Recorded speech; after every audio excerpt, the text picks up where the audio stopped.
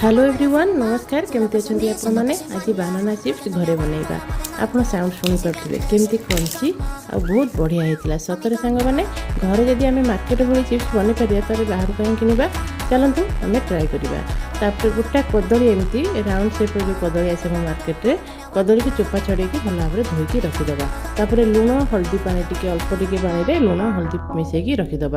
तापर आम तेल कढ़ा बसई देते बसैला से डायरेक्ट माने कद्दूकस स्लाइस करदे आप अनुसार देपारे तापर जो लुण हल्दी पानी करके रखिले तापर छिंचीदे आप चाहिए खाली लुण पानी देपारे आ लंका गुंड टी आड भी करेंगे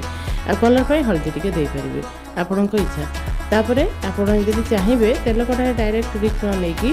एमती भी गोटे गोटे माने कदली को एमती तेल माने बाहर एमती स्लाइस करके तेल में पकई पारे किंतु एकाथरे बेसी कले भल हुए तो गोटे गोटे करेंगे ना तेल कढ़ा डायरेक्ट करेंगे से बेटर हुए तापर लुण हल्दी एमती करके लुण हल्दी टी घिचिकी एमती करदे टी क्रंची है पर्यंत टी फास्ट हाई रखिए तापर मीडियम छाड़े बहुत ही टेस्टी आ क्रंची आप चाहिए स्टोर करके रखिपारे तापर आम तादेह टिके लंका गुंड राग चाहूले आगे लुण अधिका दरकार टिके बीट लुण चाट मसला पकईकी आप मसला फ्लेवर आपण हिसाब से देपारे तापर रेडी हो आम बानाना चिप्स देखिपे बहुत ही सतरे टेस्ट आपण मैंने घरे निहाती ट्राए करूँ आ छुआ मानू करके दिंतु रोचे नमस्कार जय श्री जगन्नाथ हाँ सांग मैंने चैनल को सब्सक्राइब करदे।